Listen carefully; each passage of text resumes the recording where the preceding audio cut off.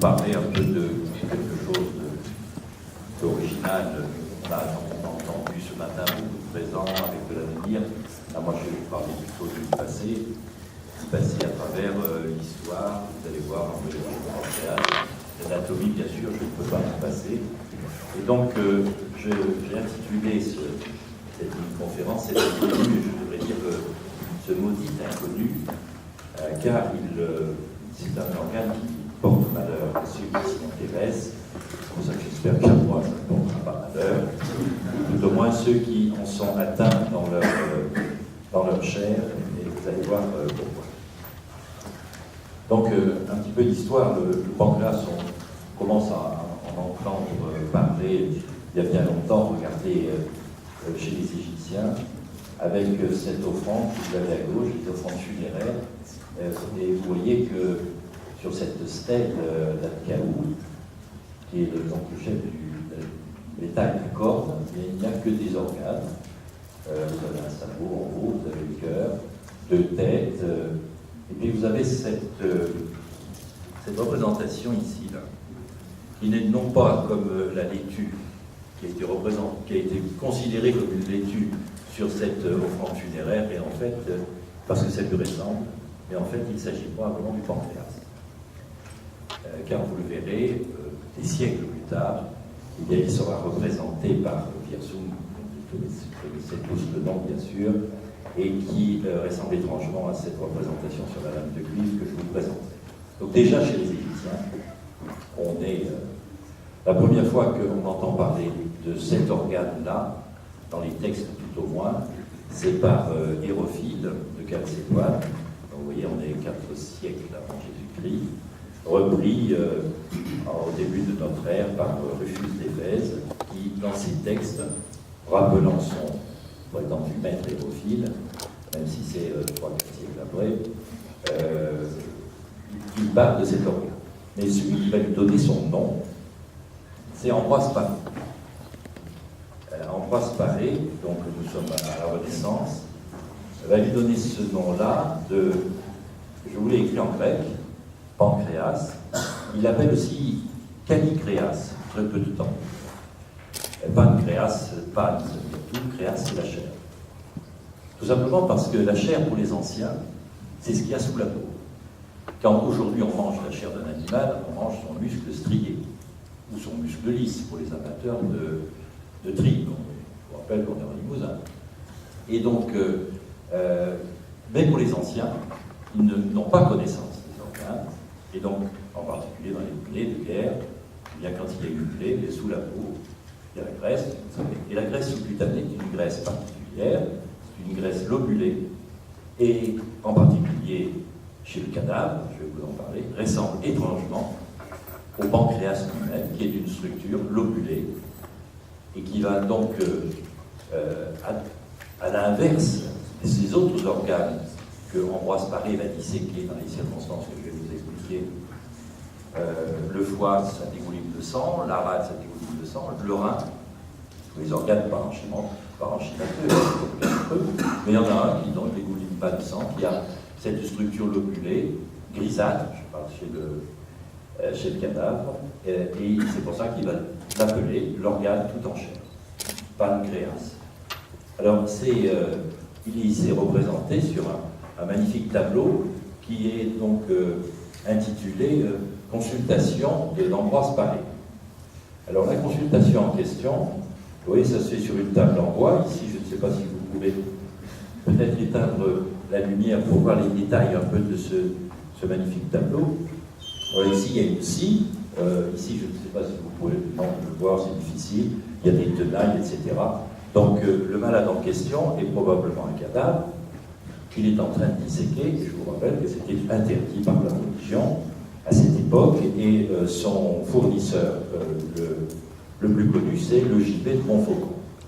C'est en effet, il allait donc dépendre les suppliciés. Vous avez ici l'exécution d'Enguerrand de Marigny, qui avait fait lui-même construire, d'ailleurs, ce gibet, qui avait 16 colonnes, et donc ils étaient, donc après avoir été suppliciés, ils étaient exposés un certain nombre de jours pour, bien sûr, pour exemple, à l'époque, et on pense que c'est dans cette représentation, c'est pour ça que je dis peut-être Ambroise Paré, préparant un TP d'anatomie, et allant chercher quelques...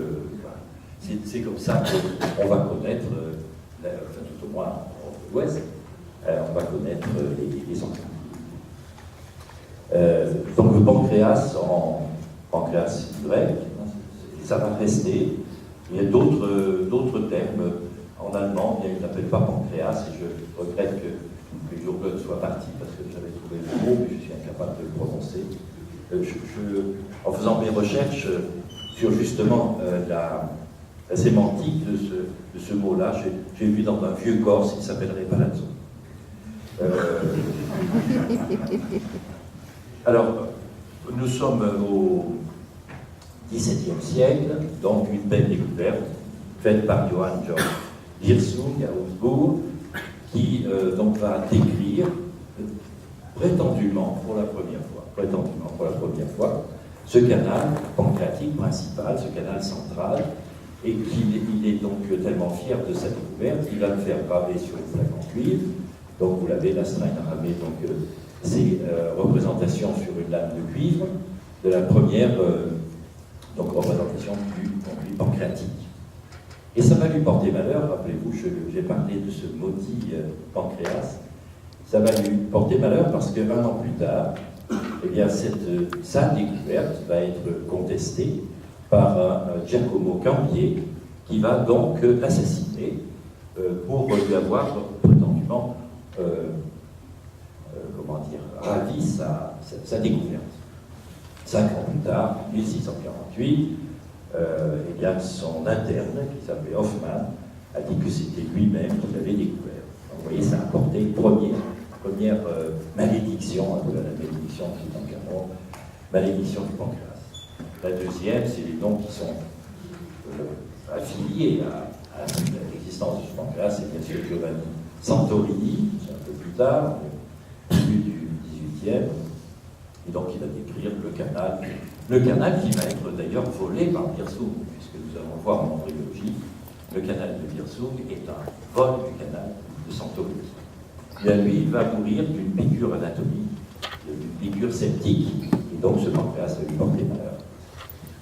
À lui aussi.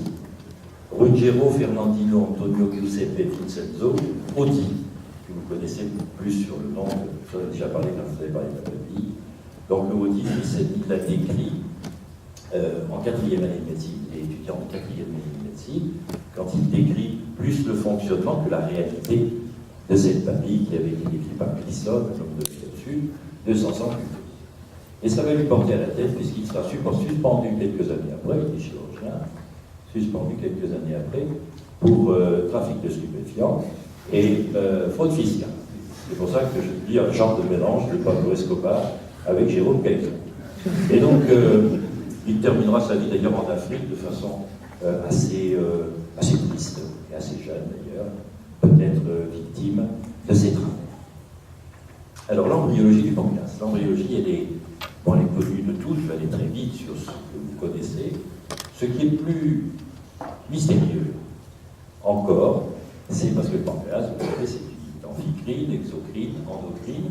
Alors l'exocrine, on le connaît assez bien, ce sont des cellules épithéliales venues du duodénum, enfin de l'anse intestinale primitive, avec 2 ébauches, une ébauche dorsale, une ébauche ventrale. La rotation fait que les 2 ébauches vont venir au contact l'une de l'autre, et si on reprend, voilà ici une représentation avec les 2 ébauches, et voilà ici le canal de Santorini qui a été volé par M. Wirsung pour faire le canal de Wirsung en S italique bien connu. Ça, c'est l'embryologie de la macroscopique, on va dire. C'est une structure acideuse.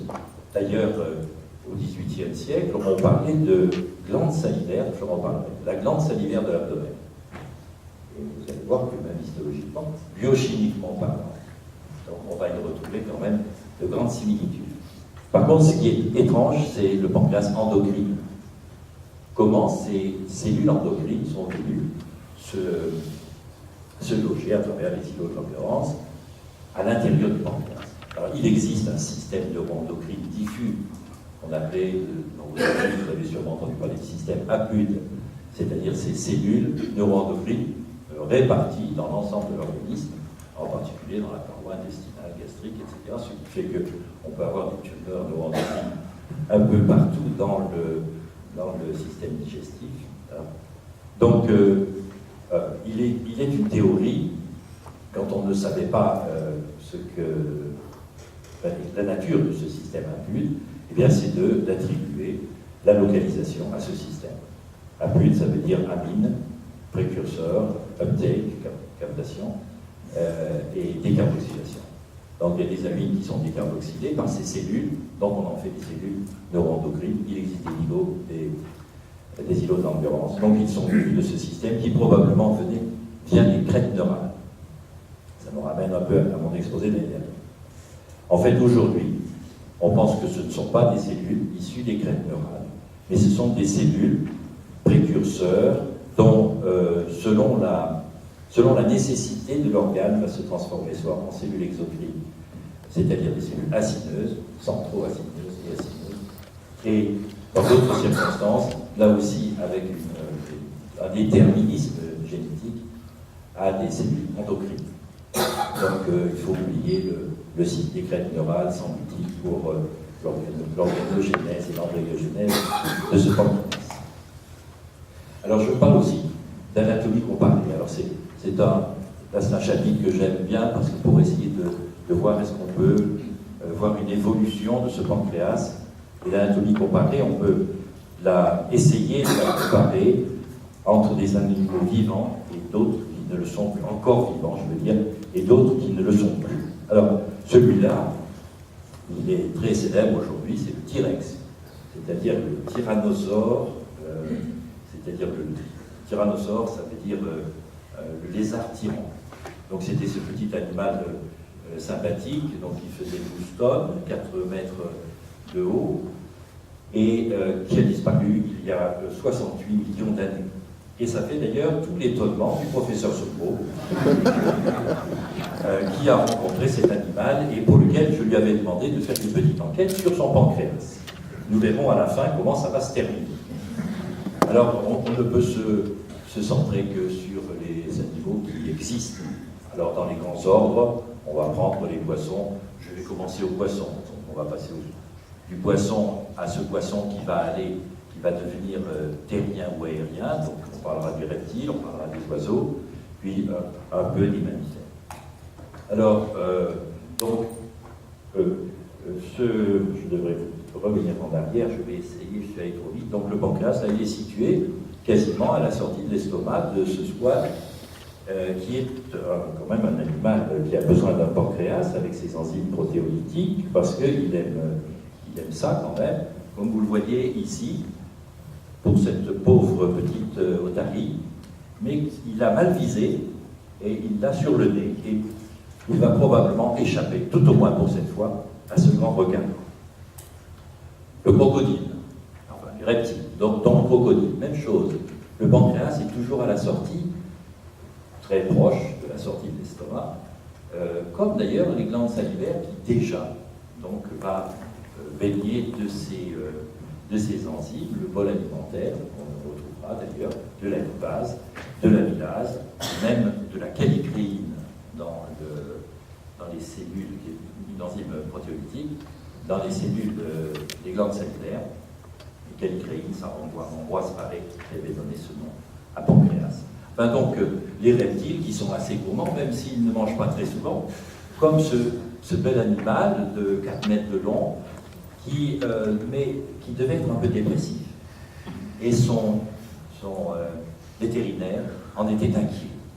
Et donc, pour aller l'examiner, il va essayer de lui faire une petite anesthésie qui ne va pas plaire du tout au reptile, qui va lui arracher le bras. Et bien heureusement, ne pas l'avaler. Ce qui veut, en haut à gauche, ce qui lui vaut d'avoir une réimplantation immédiate de cette main et de sa fonctionnalité, tout au moins pour continuer à être vétérinaire. C'est dans l'article, probablement pas pour poursuivre le piano. Donc on passe dans les oiseaux, ces reptiles qui ont pris donc, même chose, vous voyez, le pancréas, je cherche ma flèche, là. Le pancréas, il est là, au début de l'intestin grêle, duodénum chez l'homme, et les oiseaux également ont besoin de ces sécrétions, et oui, ils sont assez goulus aussi, hein, que ces mouettes qui avalent soit une étoile de mer, ou soit, je ne sais pas, un petit rat là, qui est passé par là. Alors, entre le reptile et l'oiseau, c'est l'amphibien, grosso modo. L'amphibien la plus connue que vous connaissez, c'est la tortue. Et donc, même chose, le pancréas, il est situé ici, tout près de cet estomac. Et alors, les tortues, bien sûr, il y a des centaines d'espèces. Moi, je vous montre celle qui me plaît. Je vous présente Jonathan. Il est né en 1815, entre 1815 et 1821. Il est toujours vivant. Il est à Sainte-Hélène, l'île de Sainte-Hélène. 1821, c'est l'année de la mort de Napoléon à Sainte-Hélène. Et ils se sont peut-être connus. D'ailleurs, vous avez en arrière-plan cette très belle maison qui pourrait être celle de Napoléon est mort. Et donc, Jonathan est toujours vivant, un peu dépressif lui aussi, au point que ses soigneurs s'étaient demandé s'il n'avait pas, tout ça c'est une histoire vraie, hein, c'est pas, s'il n'avait pas, il ne se sentait pas un peu seul. Donc ils sont allés lui trouver donc une compagne pour peut-être se distraire un peu et surtout espérer que cette tortue géante aurait une descendance. Et puis au bout de 15 ans, eh bien il n'y avait toujours rien. Évidemment, il s'était trompé, c'était un compagnon qui lui avait associé. Et donc, évidemment, alors on ne sait pas si c'était un travers de Jonathan ou si c'était une obligation, parce qu'il avait mis à Sainte-Hélène en même temps. Il est sympa, on dirait qu'il est assis là, sur en soirée à Nice au mois de septembre. Et alors on passe chez les mammifères. Donc là vous avez un estomac de chien, un estomac et un pancréas de chien. Et vous voyez, il y a toujours cette disposition tout au long de l'évolution des espèces, de l'intestin dans sa destination primitive à la sortie de l'estomac, avec toujours ces deux papilles, ça ressemble là ça ressemble à l'homme. Le cheval, même chose, voilà, gros estomac, c'est un herbivore non ruminant, et donc avec ici le pancréas qui entoure les veines splandiques, c'est-à-dire les veines mésentéliques à ce niveau-là. Et lui aussi, c'est un gourmand au point d'être invité par Jean Rochefort à déjeuner, et donc il lui fallait regretter Jean Rochefort, qui était un amateur. Même chose, c'est les grands félins, avec un pancréas sorti de l'estomac, toujours au même endroit, et qui conserve, parce que j'ai trouvé très belle ces photos, autant le tigre du Bengale que le tigre de Sibérie. Alors l'histologie du pancréas, je pourrais vous dire que voilà une histologie du pancréas, mais non, c'est une glande salivaire. Et vous avez une structure acideuse, identique, et la sécrétion, je vous l'ai dit, est extrêmement proche, pas dans les taux de ces enzymes, mais par leur présence, c'est-à-dire, je le répète, l'amylase lipolytique, l'amylase glycolytique et là la callicrémine, qui est une protéase. Puis si vous voyez du pancréas, il y a ces récents tout au moins dans ce qui est exocrine, ici, et ces îlots de l'endurance qu'on retrouve, donc qui font bien sûr la particularité, qui sont représentés sur ce schéma, entre les cellules acideuses, et c'est là que je rappelle cette orientation embryologique, les unes qui vont tourner en cellules exocrines, les autres qui vont se concentrer pour être des cellules endocrines à travers les différents 4 types de cellules endocrines, donc bien sûr les cellules à insuline. Alors encore quelques mots d'anatomie, parce que l'anatomie du pancréas, elle nous concerne tous, c'est un organe profond qui est dans l'espace prétendu rétropéritonéal, prétendu parce que le pancréas est un organe intrapéritonéal rétropéritonisé, ce qui explique toute l'évolution des pancréatides. C'est un, on va passer, j'ai vu M. Sautois regarder sa montre, donc c'est pas mon signe, donc sur cette coupe. Là, vous avez un pancréas, c'est vrai qu'on jurait qu'il est rétropéritonéal. Et d'ailleurs, et il est au milieu d'une graisse rétropéritonéale, très proche du rein, bien entendu, à tel point que Azélie avait donné son nom à ces paquets ganglionnaires, sous le nom de pancréas d'Azélie. Et en fait, ce n'est rien d'autre que de la graisse rétropéritonéale, donc on comprend la confusion. Extrêmement vascularisé, avec cette caractéristique d'avoir un double apport, artère tronc-cœliaque et artère mésentérique supérieure, qui va faire toute la difficulté, bien entendu, de la chirurgie pancréatique, tout autant que le système veineux et la difficulté ou l'inextirpabilité d'une tumeur du pancréas, qu'elle soit céphalique, corporéale ou corporéale, eh bien c'est très souvent plus un problème veineux qu'un problème artériel. Enfin, la vascularisation lymphatique, ce ne sont que des rappels. Et bien là aussi, il est totalement illusoire de penser qu'on peut faire ce que les chirurgiens appellent du curage ganglionnaire, c'est-à-dire des lymphadenectomies, parce que c'est une structure en réseau et que le réseau ici cœliaque est connecté avec le réseau gastro-duodénal et céphalique, mais également mésentérique supérieur. Mais ça, c'était connu depuis très longtemps, car c'est en pathologie tumorale, surtout de la tête du pancréas, eh bien, nous allons, dans la dissection, toujours chercher ce que M. Marchal Montpellier appelait le ganglion susrénal gauche, qui n'est rien d'autre qu'un ganglion de l'artère mésentérique supérieure, et que quand il est envahi, eh bien, la récidive est assurée. L'innervation, c'est une innervation double, bien sûr, sympathique, parasympathique, on est dans l'innervation viscérale, et juste un petit rappel, le petit rappel que quand les voies de la douleur, on ne sait pas trop par où elles passent, c'est le système sympathique, c'est-à-dire les nerfs splanchniques, et ou du nerf vague, bien entendu, le parasympathique. Et bien quand ces voies-là passent par, tel que je vous les représente ici, passent par le système sympathique et les nerfs splanchniques, et elles arrivent par les racines spinales, c'est-à-dire pour rejoindre la moelle et que la douleur devienne consciente, par les racines des 6 et 7, ce qui explique la douleur interscapulaire des tumeurs ou des inflammations du pancréas. Alors voilà, donc tout ça pour finir que M. Sautreau, auquel j'ai dit cette mini-conférence, se pose des questions. C'est comment était le pancréas de T-Rex? Eh bien, c'est lui qui vous répond, qui répond à M. Sautreau. Eh bien, je vais lui faire une colonoscopie.